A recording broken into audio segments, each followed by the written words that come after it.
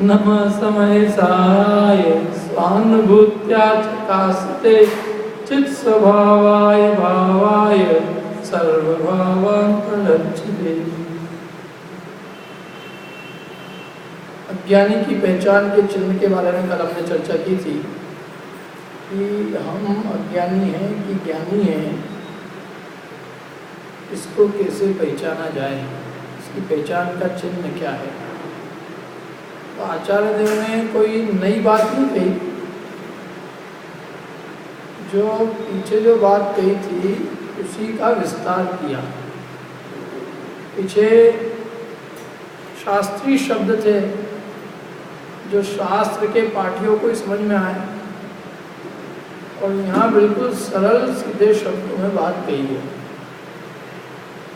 तो पीछे केवल वर्तमान काल में उसको घटित किया था, अब यहाँ तीनों काल में घटित किया। क्या है अज्ञानी की पहचान का चिन्ह? कि जो इन परद्रव्यों को अपना मानता है, जो इन परद्रव्यों को अपना मानता था, मतलब ये मेरे थे, ये मेरे हैं, और ये मेरे होंगे, या मैं इनका था, मैं इनका हूँ, वो मैं इनका भविष्य में होऊंगा, ऐसी जिसकी मान्यता है वो क्या है? अज्ञानी। अज्ञानी जन रात दिन उनके यही विकल्प चला करते हैं, और कोई काम धंधा नहीं है। सुबह से शाम तक एक ही काम है। पहले अपने इतना था, अभी इतना है, और अब इतने वाले होने वाले हैं। आचार्य कह रहे हैं कि कुछ भी तुम्हारा नहीं है, न पहले था परद्रव्य, न परद्रव्य पहले था, न अब है, न अब हो सकता है। ये जीव का स्व ही जीव का था, स्व ही जीव का है, और स्व ही जीव का रहेगा। स्व माने उसका ज्ञान दर्शन स्वभाव, वो उसका था, वो है, और वो रहेगा।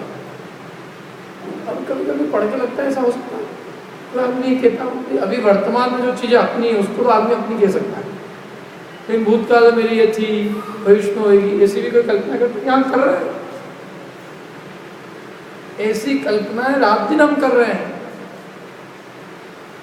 अरे हमारी कल्पना लोग की तो उड़ानी, आप पूछो ही मत। मैं एक जगह पे प्रवचन के लिए गया, तो वहाँ जो है जिनके घर ठहरे थे उन्होंने कहा पंडित जी आपको मंदिर के दर्शन कराते। बहुत बढ़िया बात है, चलो मंदिर के दर्शन करने गए। वापसी में दूसरे रास्ते से लाने लगे। भाई दूसरे रास्ते से क्यों ला रहे हो, वो छोटा सा रास्ता है, चलो उससे। अरे आपको एक चीज़ दिखानी है, दिखानी है कोई मंदिर दूर होएगा, चलो भैया। बड़ा लंबे रास्ते से गए, दूर जाने पे एक उन्होंने एक हवेली दिखाई। पंडित जी देख रहे हो आप? हाँ, ये अपनी हवेली है। तो मैंने कहा भला भैया आदमी यहाँ क्यों नहीं रहता, तू मेरे को भी यही ठहरा दे, तू भी यही ठहरा आराम से, वहाँ कहाँ अपन रह रहे हैं। नहीं नहीं नहीं, ये क्या है एक्चुअल में, ये अपने, ये हवेली अपनी थी, लेकिन अपने को धंधे में पैसे की जरूरत पड़ी तो अपन ने हवेली बेच दी। मैंने कहा अभी तक पैसे नहीं आए क्या? नहीं, पैसे तो कब से ही आ गए। तो पैसे आ गए, फिर उसको खर्च भी कर दिए, तो फिर ये हवेली तेरी कैसे है? ये अपनी थी ना, अपनी थी, अपनी है। ठीक है भैया, तेरी यही हवेली। बोले हम राजा रजवाड़े थे यहाँ के, ये हवेली और एक और हवेली आपको अपनी दिखाते हैं। मैंने कहा बहुत एक ही देख ली, बहुत ही। आगे गए, बोले अपना मकान आ गया। आपको अपना मकान कैसे लगा? मैंने कहा तुम्हारी पत्नी तो कह रही थी मकान किराए का है। बोले किराए का है मतलब अपना ही है, कौन खाली करना है उसे? जितने का है उसका आधा तो मैं वसूल के चले ही जाऊंगा। ठीक है भैया। फिर एक आध दिन फिर मंदिर के दर्शन कराने लगे, फिर कोई दूर मंदिर। मैंने भाई इतनी दूर क्या है, फिर आप चलो सही। फिर मंदिर के दर्शन हुए, फिर पास में दिखाया, ये दिख रहा है आपको? यहाँ तो कुछ नहीं दिख रहा। अरे ये जो प्लॉट दिख रहा है ना, इसके पास का जो मकान है ना, ये भी अपना ही है। ये अपना कैसे है भैया, यहीं रहो ना। इसको खरीदने का विचार चल रहा है, खरीदा नहीं है, पैसा एक नहीं दिया भैया ना, कुछ नहीं दिया, एक कौड़ी नहीं दी। और ये भी मेरे, ये किराए का है वो भी मेरे, ये जिसको बेच दिया है वो भी मेरे ही है। अब जिनवाणी क्या कह रही है, और भैया जी की अकल कितनी दूर रही है। जिनवाणी कह रही है कि जो तेरा है न्याय नीति से वो भी तेरा नहीं है, और ये तो जो मकान बेच चुका है वो भी आज भी इसका ही है। मैंने कहा ऐसे करते रहेंगे तो किसी के भी बाप दादा कभी न कभी किसी न किसी का ये कुछ न कोई मकान तो हो ही होएगा। मैंने कहा सारे ही मकान जो है फिर तुम्हारे कहीं न कहीं किसी न किसी पूर्वजों ने बनाए होंगे ना। इस दुनिया में ऐसा कोई आदमी नहीं होगा जिसके पूर्वजों के पास कहीं न कहीं पैसा नहीं होगा, से मकान नहीं होगा। तो सारे ही मकान एक ही आदमी के निकल जाएंगे। हर आदमी ये कहेगा जिस मकान को उसने पहले बेच दिया है, तो उस अपेक्षा से अपन कहें तो सारे ही मकान, यहाँ 10-20 मकान तो अपने हो ही जाएंगे। अपने बाप दादा किसी न किसी मकान में तो रहे थे ना, लेकिन कहते ही उनको भैया जी क्या। एक आदमी मेरे को, हमारा एक मित्र, पूरी कॉलोनी दिखाई उसको, कैसी लगी आपको कॉलोनी, बहुत बढ़िया, अपनी कॉलोनी ली। अपनी कैसे, अपने दादाजी ने काटी ये कॉलोनी। मैंने कहा तू कहाँ रहता है, अपन ने तो सब बेच दिए, अपन तो कहीं हो रहे। कितना एकत्र पड़ा हुआ है।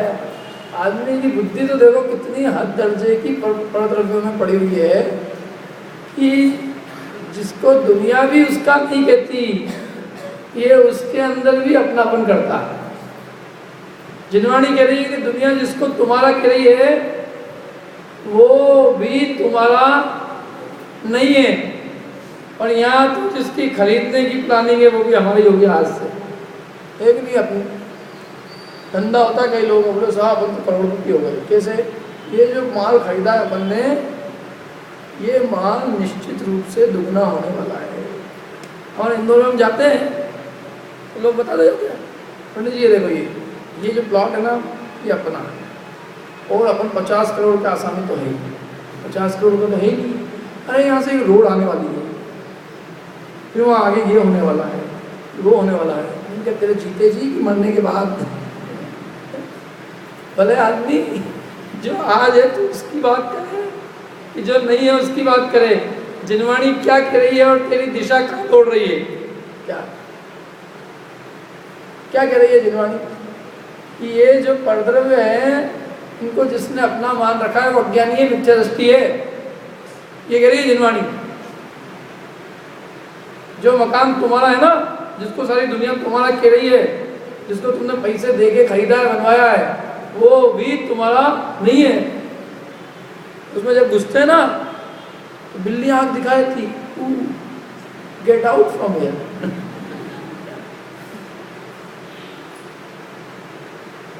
तो बिल्ली कहती मेरा है, चूहे कोई हो जाए उसमें, चूहे कहते मेरे हैं, उसके अंदर रहने वाली छिपकली, कसारी, सारे जीव ये मानते हैं हमारे। सेठ जी मानते हैं हमारे, सेठानी जी मानती मेरा है। अब पता नहीं भगवान जाने, मकान से पूछा तू किसका है, मैं तो किसी का ही नहीं हूँ। क्या मैंने इनके जैसे हजारों को यहाँ से निकाल दिया, पहले इनके दादाजी भी कहते थे मेरा है मेरा है मेरा है, दादाजी चले गए, मैं इनका ही हूँ। मैंने दादाजी को निकाल दिया, इनको भी निकालने वाला हूँ। मैं किसी का नहीं हुआ, मैं तो जो हूँ जिसका हूँ, मैं स्वयं का हूँ और स्वयं का ही रहने वाला हूँ। वस्तु निज की होती है, वस्तु पर की नहीं होती है। तो मान मान के मर जाओ भले ही, ये मेरी है मेरी है मेरी है। वस्तु से तो पूछो तो किसकी हुई है तू, वस्तु कहती मैं किसी की नहीं, मैं तो मेरी हूँ पर की नहीं हूँ। दूसरी बात कि इनका संबंध किससे है, अपने पुरुषार्थ से संबंध है।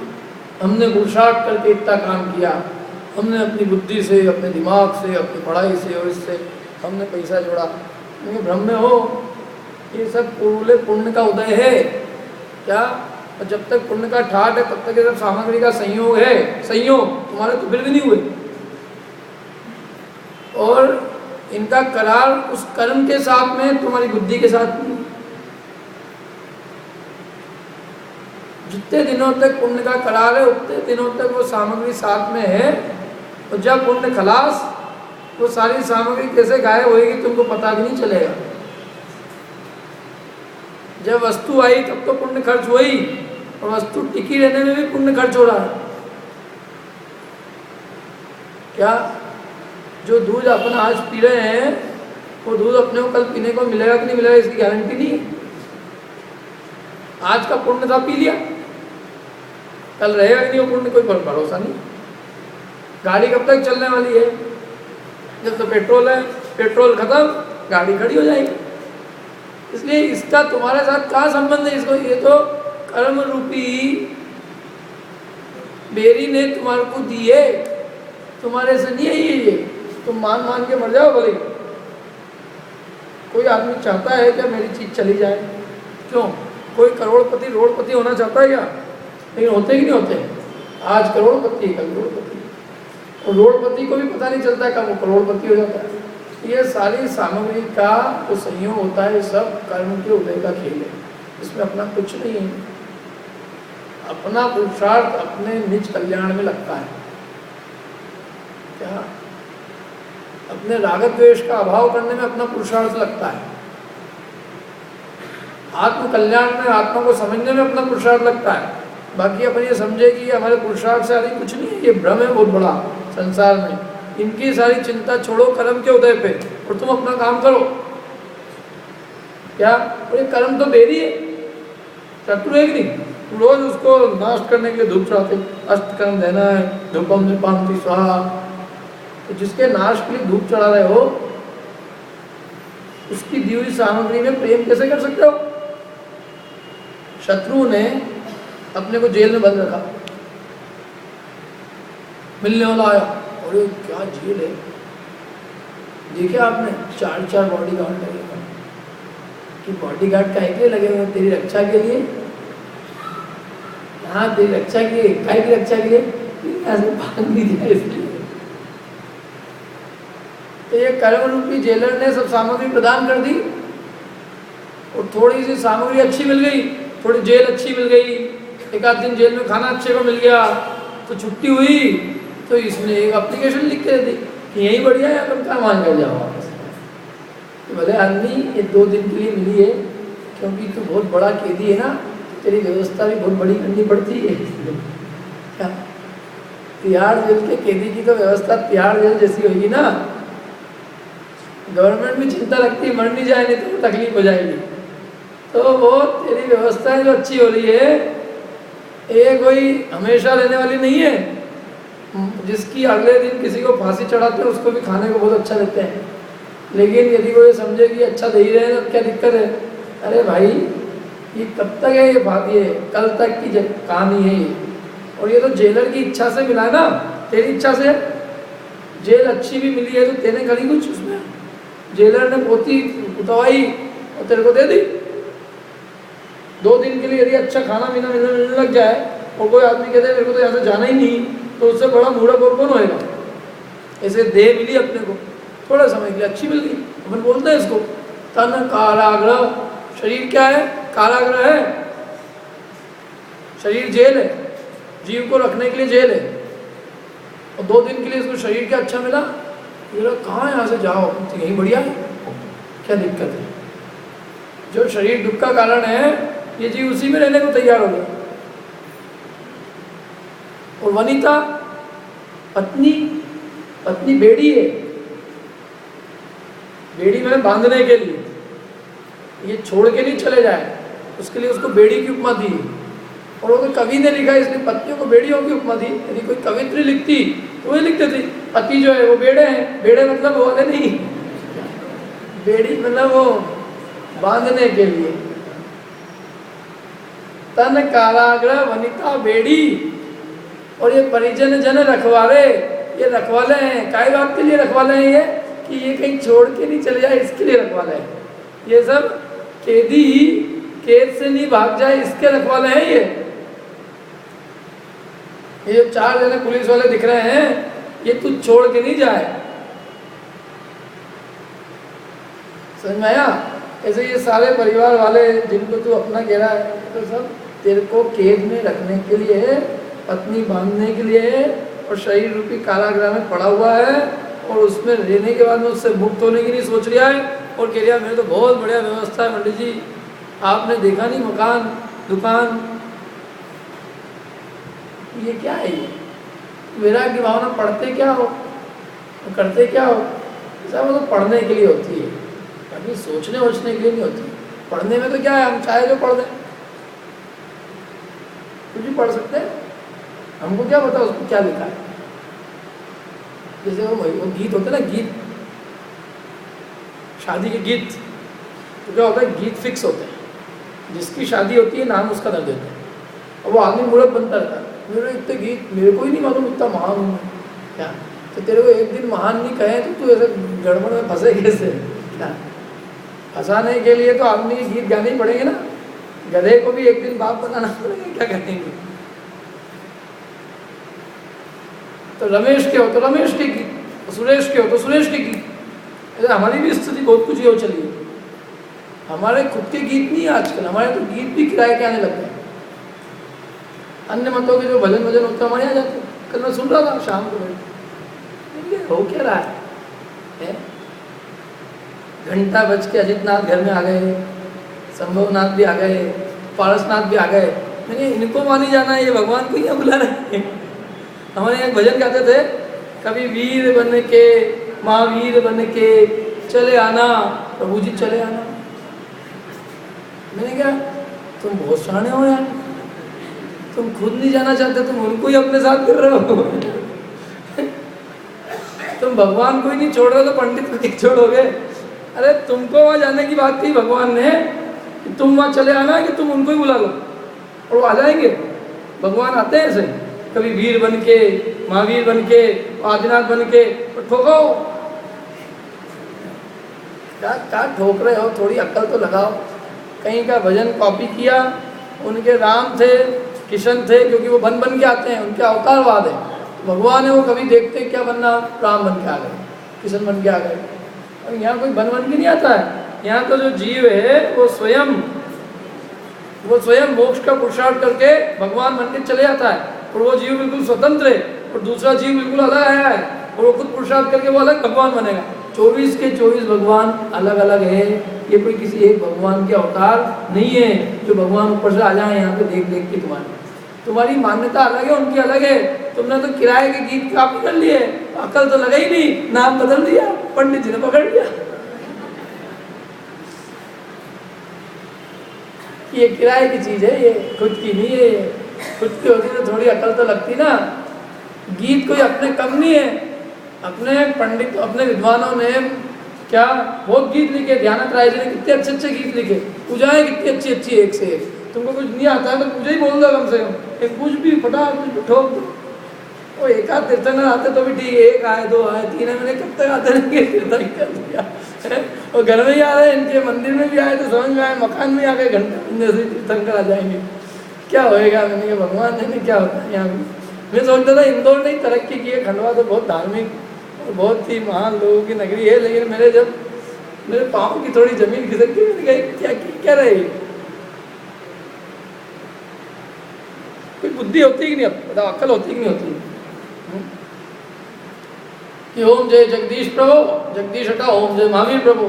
अब वो क्या कह रहा है? वो तो ये कह रहा है कि भगवान तेरे को अर्पण, ये किसको अर्पण कर रहे हो तुम? जो कोई तेरे दर पर इच्छा कर आवे, धन सुख सब कुछ पावे। तो उनका यही काम है धन सुख देने का, बच्चा बच्ची धन उनके पास है क्या जो देंगे तुमको? तुमने सब कॉपी करे हुए, तुम्हारे खुद के तो है ही नहीं। तो किराए के गीत तो ऐसे ही रहेंगे, भाड़े की जहाँ चीज आएगी दूसरे की कॉपी करके, नकल में तो अक्ल होती नहीं है ना। अब उसकी धुन मची हुई है, धुन सबको याद है, तो धुन पसंद आ गई, उन्होंने कहा धुन बहुत बढ़िया है। भजन तो उनका है, कोई दिक्कत तो ही नहीं है, उनके कौन भगवान है, नाम चेंज, अपना भजन हो गया ये।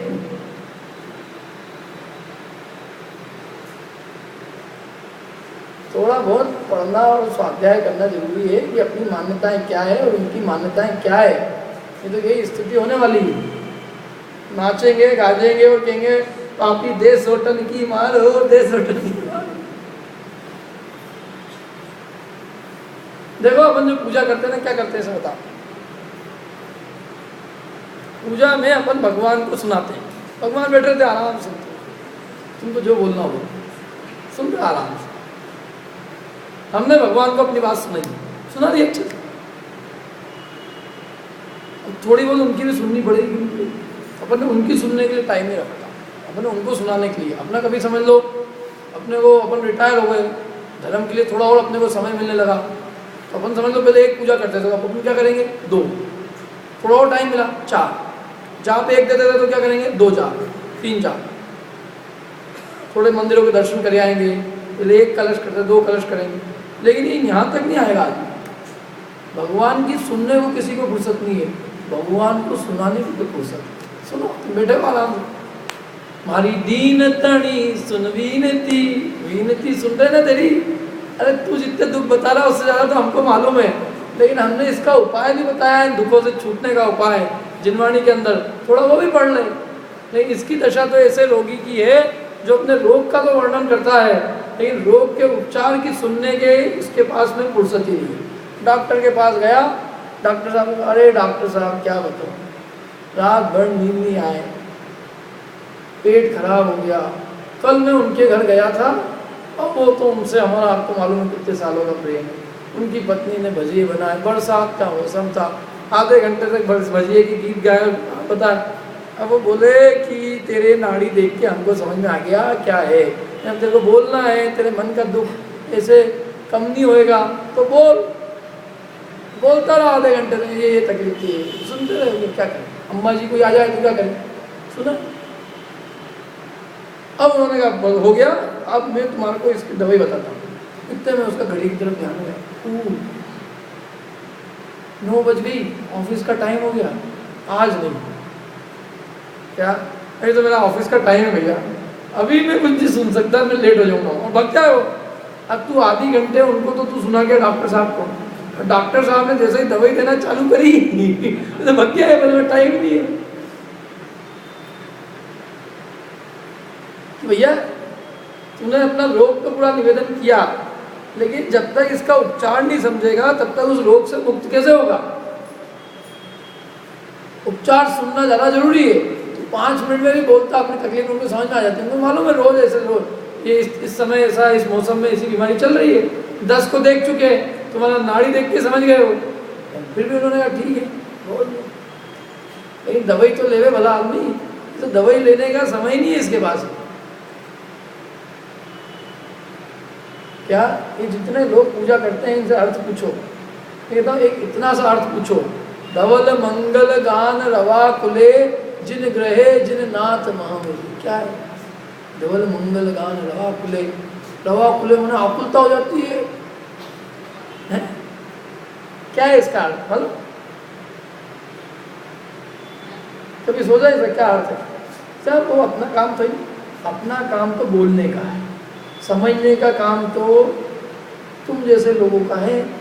तुम समझो भाई, हम तो भगवान को बोल आते हैं, बोलने में कोई कमी हो तो बोलो, अर्घ में कोई कमी हो तो बोलो, हम जल होता है तो जल चढ़ाते, चंदन होता है चंदन चढ़ाते, अच्छा चढ़ाते, चढ़ाने में कोई कमी नहीं। समझने के अंदर तो वो अपना अपने मान ही रखा है। 99% लोगों की धारणा है पूजा करने में कि पूजा बोलना ही धर्म है। उन पूजा में जो भाव छिपा है उन्होंने इतने घेरे, वो समझना हमारा काम ही नहीं है, समझते ही नहीं है, वो अपनी बुद्धि नहीं लगाते 1 सेकंड में।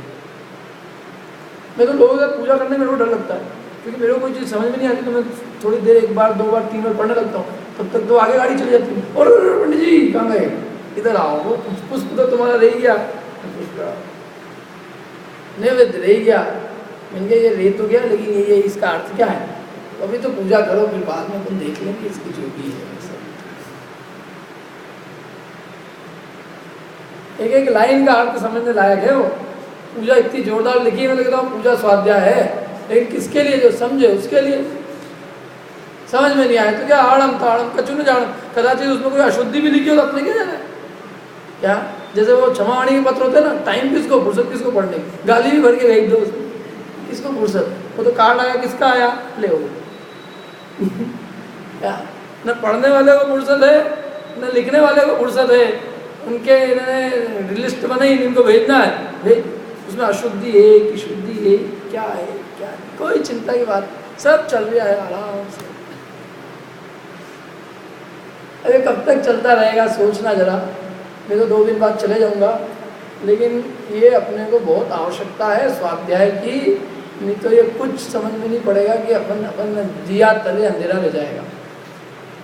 जिनवाणी के पास आते हुए भी यदि अपन जिनवाणी नहीं समझे, माने हमने अपना रोग का निवेदन तो किया भगवान को, ये प्रभु हमने 4 गति में दुख भोगे, 84 लाख योनियों में दुख भोगे, 3 गति में हमको काटा गया है, जिंदा जलाया गया, नरक में हमने बहुत सोटे खाए, मनुष्यों में गर्भ के दुख सहन किए, देवगति में विषयों की तृष्णा के दुख सहन किए, लेकिन इन दुखों से मुक्त होने का उपाय यदि हम जिनवाणी माँ को के द्वारा नहीं समझेंगे, इसका उपचार नहीं समझेंगे, तो दुख दूर कैसे होंगे? इसमें क्या है, ये भगवान की मतलब इस पूजा में हम भगवान को सुनाते हैं और यहाँ भगवान हमको सुनाते हैं। उन्होंने हमारे रोग सुन लिए, ये हमारे दुख है, उनको तो केवल ज्ञान है, तुम्हारे सब दुख कते बचा है। अब जो उपचार है वो उपचार भी सीख लो थोड़ा सा, ये उनकी वाणी है, उन्होंने इसका उपचार बताया है कि इन दुखों से मुक्त कैसे हुआ जाए। कि मेरी तो बात इस पर चल रही थी, तन कारागृह वनिता बेड़ी लोटा है मुंदरा, तो ये पढ़ते ही नहीं पढ़ते हैं अपन, लेकिन लगती है अपने को पत्नी बेड़ी है, ये बेड़ी है संसार के अंदर। ग्रह काय से, स्त्री से घर, कुटुंब से घर, मकान तो ही नहीं घर है, उसी मकान में दूसरा आदमी रह रहा है, उसको ग्रह की मांग वो नहीं हो रही है, तो वो जो ले रहा है मेरा है, पत्नी है या मेरे बच्चे हैं, ये घर तो उसके लिए ना। वो कह रहे हैं कि ये सब बंधन है और हमारी बुद्धि इनमें चला करती है, 24 घंटे अपना यही दिमाग चलता रहता है, पहले अपने पास क्या था, आज अपने पास क्या है और कल अपने पास क्या होने वाला है। वो कह रहे हैं कि इसलिए अज्ञानी है, इसमें कोई बहुत बड़े डॉक्टर मतलब बहुत बड़े किसी विद्वान की अन्य किसी से पूछने की आवश्यकता नहीं है। क्यों? क्योंकि हमारी प्रतीति हमको बता सकती है कि हमारी ऐसी बुद्धि चल रही है कि नहीं चल रही है। यदि ऐसी बुद्धि चल रही है कि परद्रव्य मेरे थे, मेरे हैं और मेरे होंगे, तो किसी से पूछने की जरूरत नहीं है, अपने आप में विश्वास, अपने आप में पक्का कर लेना कि हम क्या हैं, अज्ञानी हैं। ऐसी असंभव कल्पनाएं, ये असंभव कल्पना है।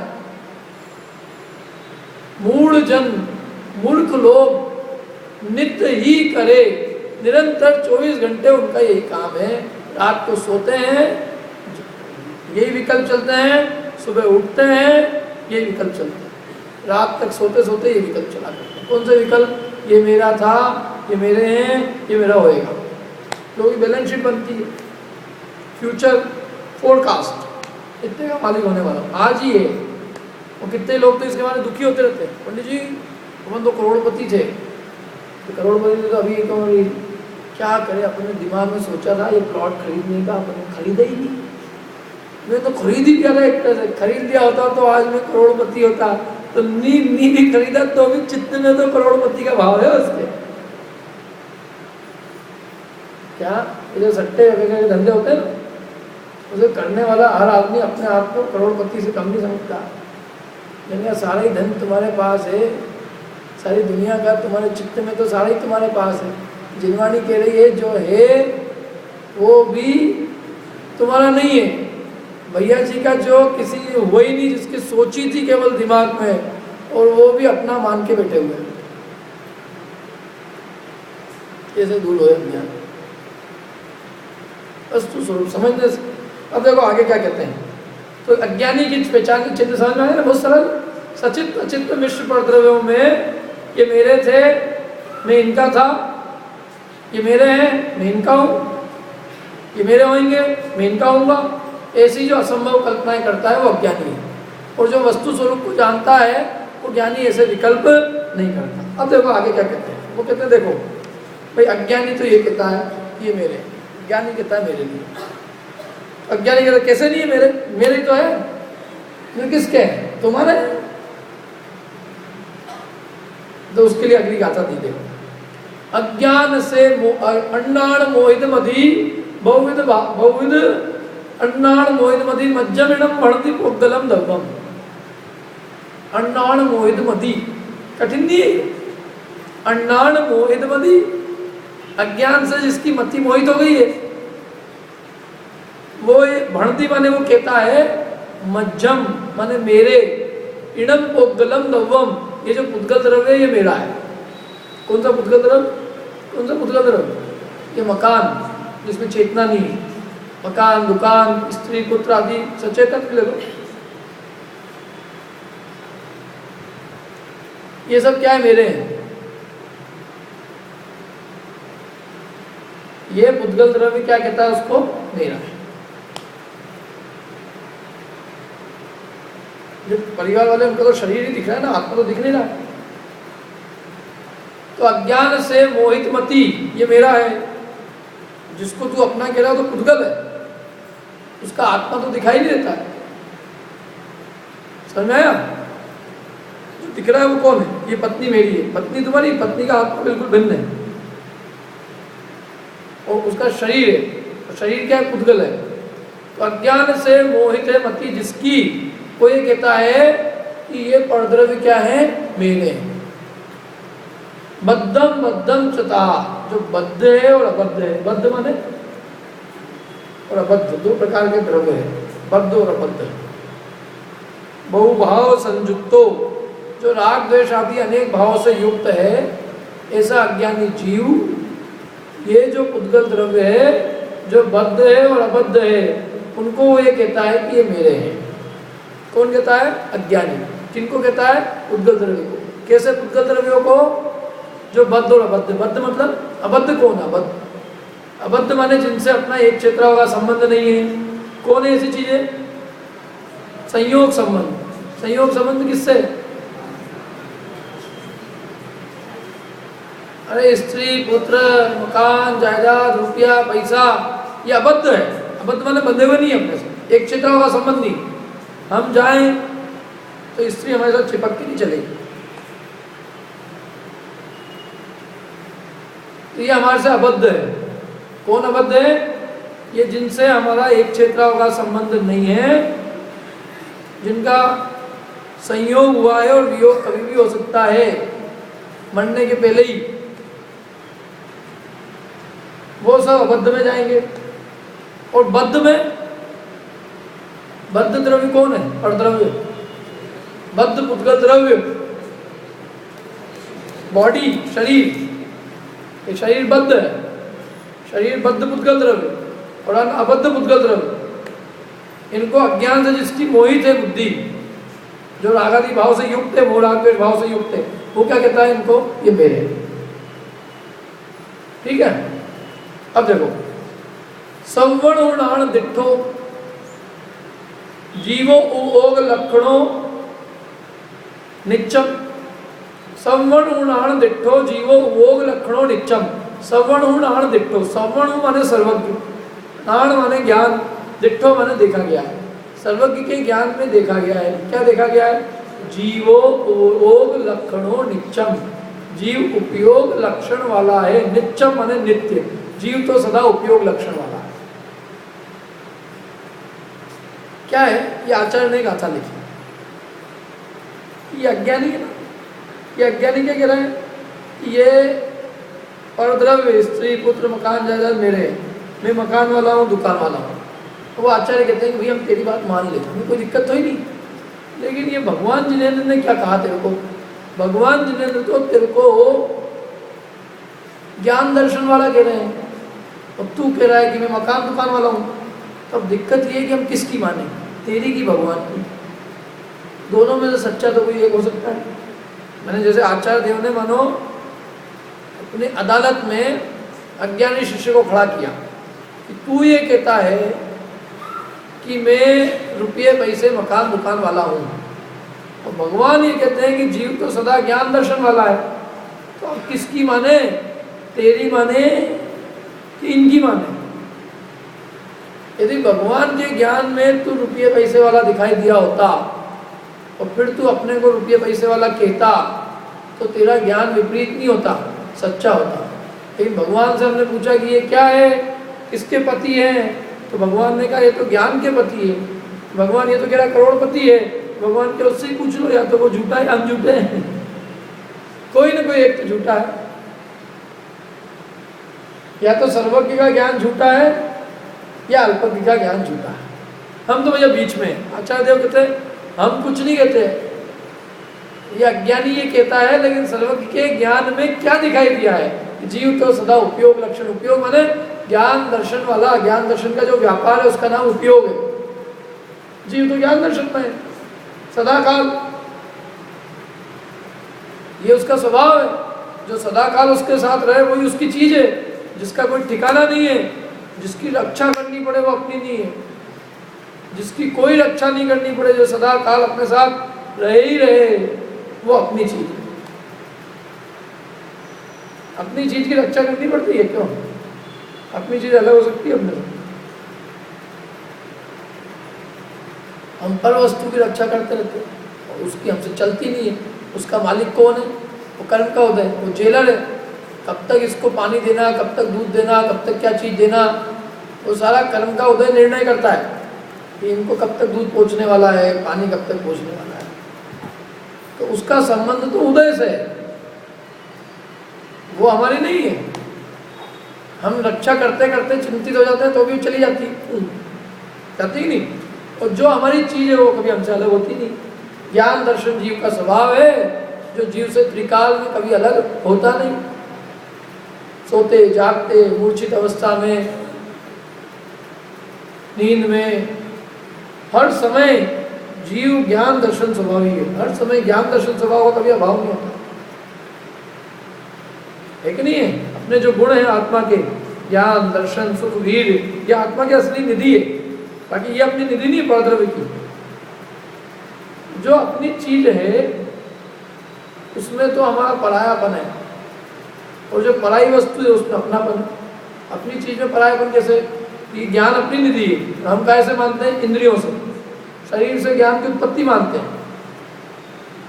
तो जो ज्ञान अपनी चीज थी वो दे दी हमने शरीर को, और जो शरीर आदि अचेतन पदार्थ है उनके मालिक हम बन गए। अपना अंश पर में मिलाया, पर का अंश अपने मिलाया। तो कहते हैं ऐसा नहीं, जीव तो सदा उपयोग लक्षण वाला है।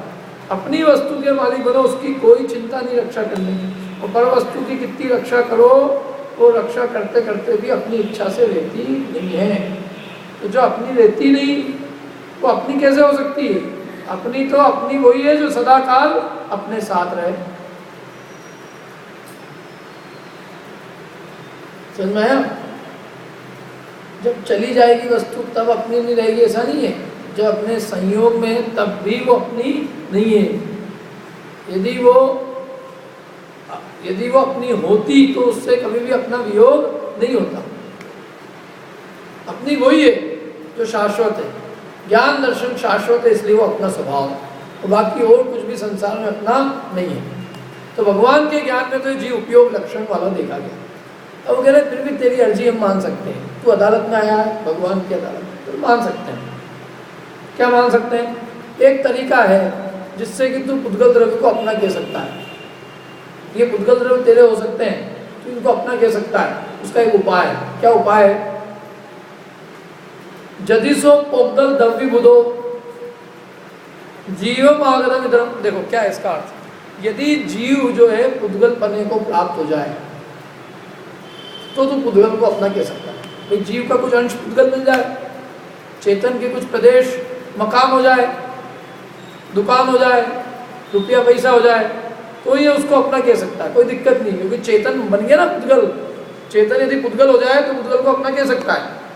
अथवा पुद्गल कभी चेतन हो जाए, जीव पुद्गल रूप हो जाए या पुद्गल जीव रूप हो जाए, दोनों में से कोई भी एक पलट जाए तो तू उनको अपना कह सकता है, कोई दिक्कत नहीं।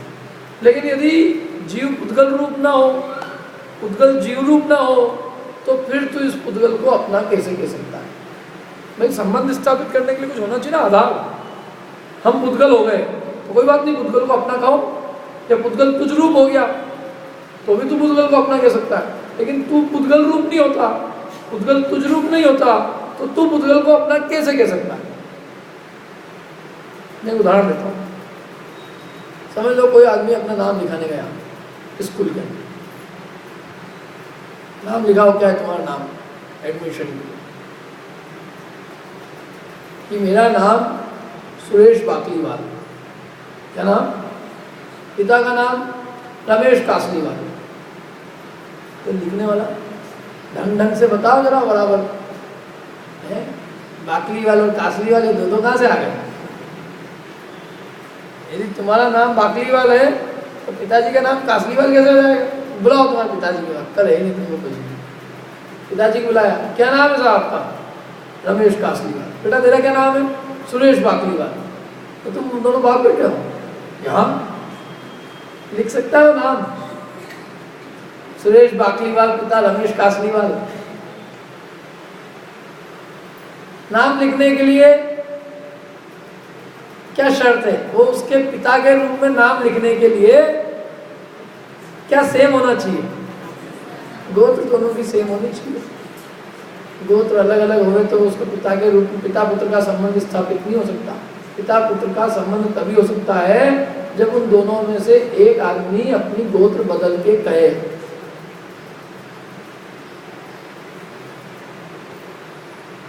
किसा ये गोद आया है तो गोद वाला सबसे पहले गोत्र बदलता है। वो गोत्र चलाने के लिए तो गोद लेता है। क्या का गोद आया ये अभी बाकली वाली बना हो तो हटाओ इसको। बेटा कासलीवाल के लिए तो हमने तेरे को बना लिया है यहाँ पे। गोत्र तो पहले ही बदलता है। अब दोनों से पूछो, बाप बेटे से दोनों से पूछो, पिताजी एक काम करो तुम चेंज कर दो, आज से गोत्र बाकलीवाल कर दो। मैं काहे के लिए चेंज करूँ? मैं तो कासलीवाल हूँ। जिसको गोद लिया वो चेंज करेगी, मैं चेंज करूँ? बेटे से पूछा, तू चेंज करते भैया, इतने पिताजी नहीं मान रहे, यहाँ नाम नहीं लिख सकते हम तेरा, मैं काहे के लिए चेंज करूँ? तो वो क्या करेगा? स्कूल वाला टीचर भगा देगा दोनों को। तुम दोनों पहले निर्णय करके आओ, तुम दोनों में से एक को बदलना पड़ेगा। बिना एक को बदले तुम दोनों में पिता पुत्र का संबंध किसी भी प्रकार स्थापित नहीं हो सकता। ऐसे जीव से पूछा, तुम पुद्गल रूप हो जाओ, क्या तुमको एक पुद्गल को अपना कहना है तो इसके लिए तुमको पुद्गल होना पड़ेगा। बोल तैयार हो? जीव ने मना कर, नहीं मैं कैसे पुद्गल रूप हो जाऊं? अनादिकाल से चेतना लक्षण वाला हूं, चैतन्य हूं, मैं पुद्गल क्यों हूं? जड़ क्यों हूं? पुद्गल बने जड़, मैं क्यों जड़ हूं? ज्ञान वाला जीव, ज्ञान दर्शन वाला जीव अचेतन क्यों बने? चेतना गुण से संपन्न जीव और अचेतन काहे के लिए हो?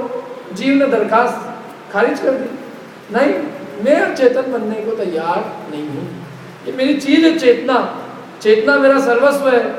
पुद्गल से पूछा, तू ही जीव बन जा। पुद्गल ये मेरे स्वभाव में नहीं है।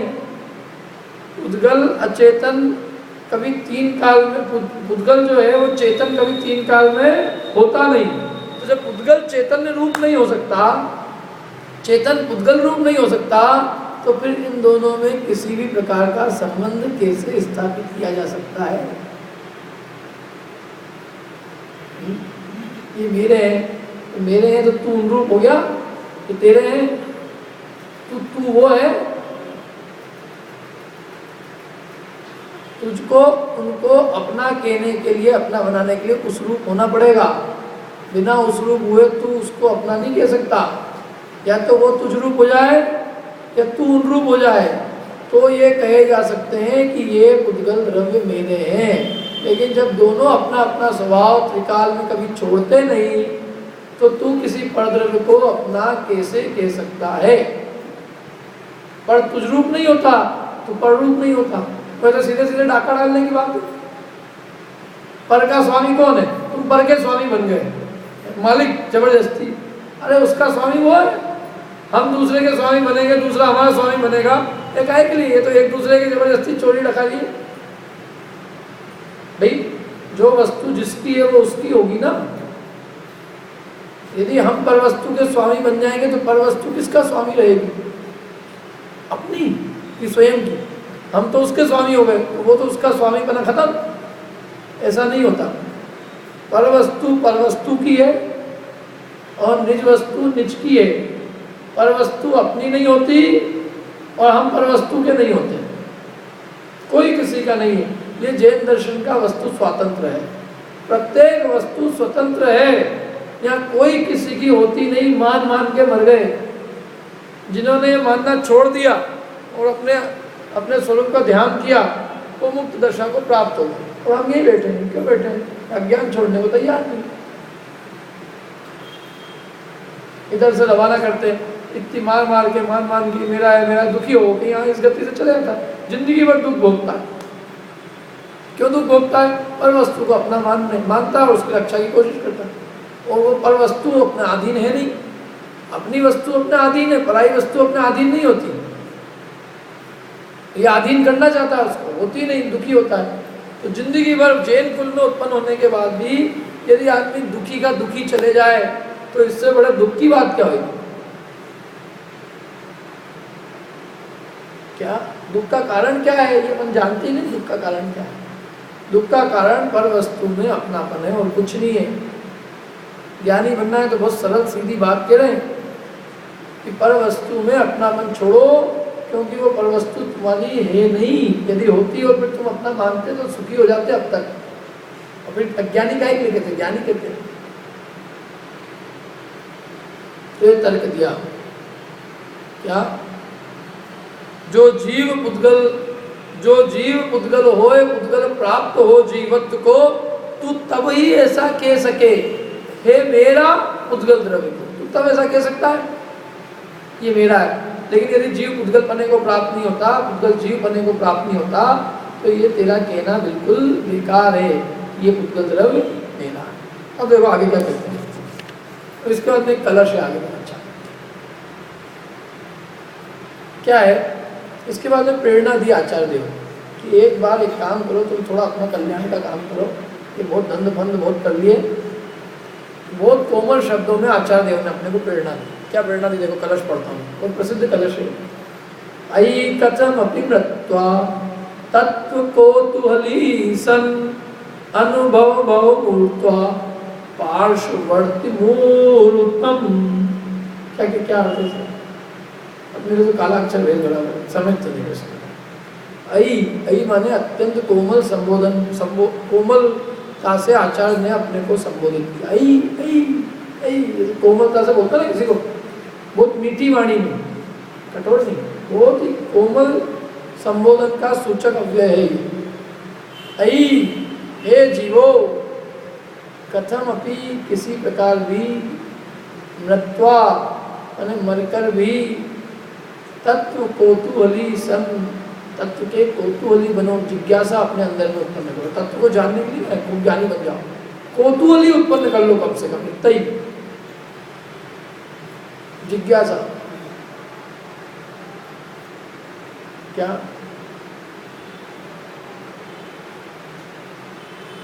ये क्या होता है? ये सब एक शरीर बैठ जाते हैं, एक जना बोलता रहता है, क्या होता क्या है यहाँ? आदमी कौतूहल को देखने के लिए 100 रुपये का टिकट खरीदता है। जादूगर आया, क्या दिखाएगा? जादू दिखाएगा। अब सब जने बोल रहे हैं तो उसके लिए ही सही कौतूहल उत्पन्न होता है ना, चले आना। तो वो कह रहे हैं कि जैसा ये तुमको दुनिया के अंदर कौतूहल जागृत होता है, ऐसा तुम एक बार तत्व को भी जानने का अपने अंदर कौतूहल उत्पन्न करो कि भाई ये भगवान जिनेन्द्र की क्या वाणी है, ये तत्व क्या है, ये वस्तु क्या है, मैं कौन हूँ, क्या मेरा स्वरूप है। इसको एक बार जानने की जिज्ञासा तो उत्पन्न करो।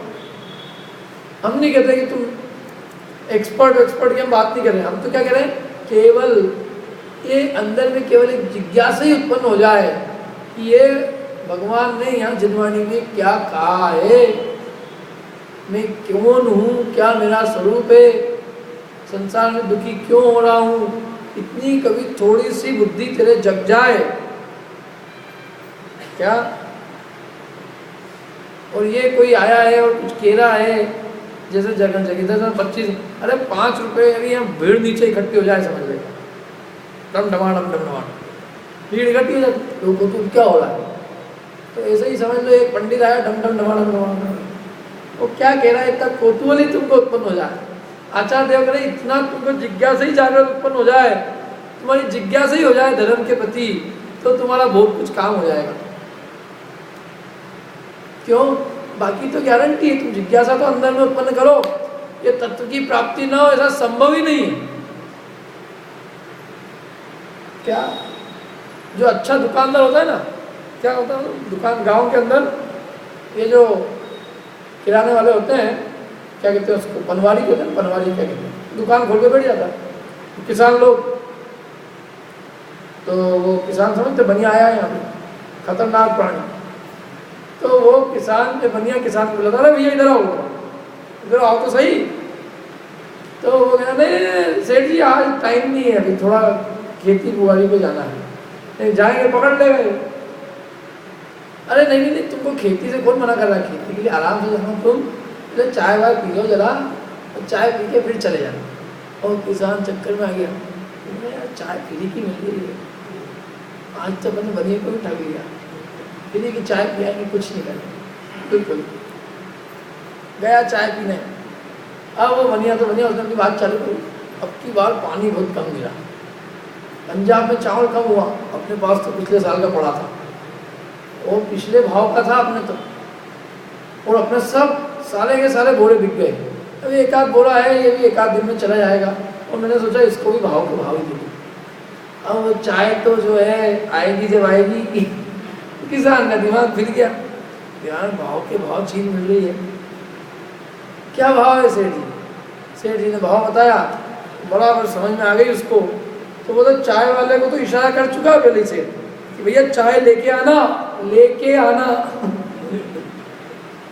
क्या, और जब तक चाय आएगी तब तक बहुत सारा माल उसके चला जाएगा, क्योंकि वो बनिए को मालूम है कि जो माल मेरे पास में वो सस्ता है, गांव में पूरा माल नहीं मिलेगा इसको इस भाव। दूसरी बात, मेरे में बेचने की कला है, मेरे में ये आर्ट है कि मैं इसको अपना माल बेच सकता हूँ, माल भी अच्छा है और माल बेचने की कला भी है। तो इसलिए उसको कोई तो आ तो सही चाय पीने, देख एक बार तो चाय पीना आएगा और नी माल ले तो मैं बनिया नहीं। तो आचार्य देव कहते हैं आए तो सही हमारे चक्कर में, एक बार जो हमारे चक्कर में फंसेगा वो निकल नहीं सकता। लेकिन ये भला आदमी तो 5 रुपए का जादू का नक्शा देख आएगा, लेकिन इसको आने की फुर्सत नहीं। क्या एक जादूगर जो होता है 50 रुपए में जादू दिखाता है, लोगों की आंखों में धूल झोंकता है, लोग उसके लिए पैसे देने को तैयार है। और जिनवाणी वहां कहती है अज्ञान तिमिर अंधा नाम ज्ञानांजन शलाकया चक्षुरुन्मिलितम येन तस्मै श्री गुरुवे नमः। अज्ञान रूपी अंधकार से हम तुम्हारी आंखें खोलते हैं, आंखें खोलने के लिए, ये आंखें बंद करने के लिए पैसे दे रहा है, और जिनवाणी में फ्री में इसकी आंखें खोलवा रही है, वो खुलवाने के लिए फ्री में भी काम करने को तैयार है। इसलिए उन्होंने कहा ये इतने आसानी से नहीं मानेगा ये, इसके लिए उन्होंने शर्त दी, कथम अपि मृत्वा, किसी प्रकार मरना भी पड़े तो भी, क्या धर्म के लिए, तत्व का कौतूहली बनने के लिए, जिज्ञासा उत्पन्न करने के लिए यदि मरना भी पड़े तो बहुत सस्ता सौदा है, बहुत सस्ता। क्यों? अरे जिससे जन्म जन्म के दुख मिट जाए उसके लिए एक मृत्यु क्या चाहिए? अनंत भव में हम मर रहे हैं, हर भव में मृत्यु का दुख भोग रहे हैं, तो एक भव में यदि मौत भी हो जाए तो कौन सी बड़ी कीमत दे रहे हैं? तो कोई मृत्यु करानी नहीं किसी को।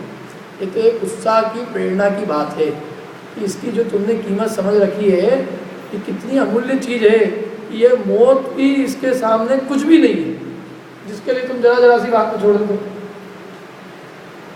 हमारे वहाँ इंदौर में सभा चलती है तो लोग फिक्स लोग रहते हैं, कोई एक आध दिन कोई नहीं आता तो समझ में आ जाता है कि आदमी नहीं आगे से तुम आए नहीं करें। अरे साहब क्या करे पंडित जी, वो अपने बेजी के बेजी कल आ गए थे, वो टाइम पे आ गए एकदम, हम नहीं आए। क्या? मैंने कहा उनको भी दिया था यहाँ पे। अरे नहीं साहब। मैंने कहा तुम एक बेजी के लिए जिनवाणी छोड़ने को तैयार हो क्या? जिनवाणी माँ क्या करे, ये मरने की कीमत पे भी यदि ये चीज मिलती हो तो ले लेना। और मैंने कहा मेरे भी तो हैं कोई, क्या सबके, तुम सबके घरों में उठावने होते रहते हैं, मेरे भी उठावने हो जाने चाहिए क्या? तुम्हारे तो सब रिश्तेदार हैं, आज किसका उठावना हो रहा है, किसी की मरण हो रही है, कोई किसी की शादी हो रही है, किसी की क्या हो रहा है क्या? मैंने कहा मैं भी इसी संसार में बैठा हूँ, यदि मैं इन उठावनों में चले जाने लग जाऊँ ना तो मेरे हर श्रोता, जितने भी श्रोता है उनमें कोई ना कोई अपने थोड़े दिनों में जाते रहता है। क्या तो मैंने कहा मेरे तो 365 दिन में से गारंटी से कहता हूँ 250 दिन मेरे उठाने में जाएंगे। और किसी न किसी घर में शादी भी रहती है और निमंत्रण भी रहता है, तो किसी गृह प्रवेश हो रहे, किसी क्या हो रहे। मैंने कहा पंडित जी नहीं मिलेगा तुमको। मैंने कहा हमारे भी तो काम है, लेकिन हम ये नहीं छोड़ते। कम से कम जो टाइम अपन ने निश्चित कर रखा है कि ये टाइम अपना स्वाध्याय का है, तो चाहे कोई भी मरे। और मैंने कहा मैंने तो घर वालों को भी कह रखी है कि यदि कोई मर जाए सुबह सुबह तो मेरे को मत कहना। हमारे एक सच में हमारे तो एक सगे रिश्तेदार मर गए थे, तो जो एक आदमी ने फ़ोन किया, पंडित जी आज आप मत आना। मैंने क्यों नहीं आऊँगा, प्रवचन करने क्यों नहीं आऊँगा। फिर बेचारे को आदमी को बोलना ही पड़ा कि तुम्हारे वो चले गए हैं, तुम जिनवानी छुओगे तो तुमको अच्छा ही लगेगा। और खबर मेरे को उनसे लगी, घर वालों की हिम्मत नहीं बोल दी। मैंने मरेगा तो पता चल ही जाएगा। जब उनके घर जाएंगे, किसी दिन मिलेंगे, कभी पूछ लेंगे क्यों तुम्हारे वो काम है, तो बता देंगे चले गए, उसमें क्या है। लोग ऐसे पंडित जी तुम अखबार पढ़ लिया करो, क्या होगा, कोई कर्फ्यू लग गया तो क्या होगा, हम जाएंगे बाजार में, डंडा पड़ेगा, समझ में आ जाएगा कर्फ्यू लग गया। तो एक डंडे के चक्कर के लिए हम जिंदगी भर उसको कचरे को दिमाग में भरते रहे। जो होएगा तो होएगा, पता चल जाएगा। अरे हम अपनी चिंता करेंगे, सारी दुनिया की चिंता करते थे। और यदि हम ये काम करेंगे तो तुमको ये कौन सुनाएगा। तुम छोटी छोटी चीज़ों के लिए इसको कुर्बान करने को तैयार हो। मैंने कहा तुम हमको ही देख लो भैया, हमने क्या छोड़ा है। और तुम जरा से बेजी आ गए ना, कमर साहब आ गए, डालो उनको चूल्हों में। चूल्हे मतलब उनको भी यहाँ बुला के लिया। काहे के बेई और काहे के कमर, जिनवाणी से बढ़ के कोई क्या है। लेकिन हम एक इतनी सी, यदि यहाँ पे समझ लो, यदि एक दुकानदार यहाँ पे नीचे आवाज़ लगाए 5 रुपए के टमाटर, 5 रुपए के टमाटर, तो मैं गारंटी से कहता हूँ कितनी सारी महिलाएं चली जाए यहाँ से। एक टमाटर जितनी भी कीमत नहीं समझ रखी लोगों ने इसकी। बहुत मुश्किल है, इसलिए तत्व उतरता क्यों नहीं है, क्योंकि इसकी हमारे अंदर में इसकी कीमत ही भाषित नहीं हुई है, इसकी क्या कीमत है, इसलिए नहीं उतरती। बात गलत तब उतरे जब अपने को लगे कि ये सर्वोत्कृष्ट है। इसलिए उन्होंने ये शर्त मांगी कि मरने की कीमत पे भी तत्व का कौतूहली बनना। क्या होगा इससे, अभी अपन कल करेंगे कि इससे क्या होगा, समझ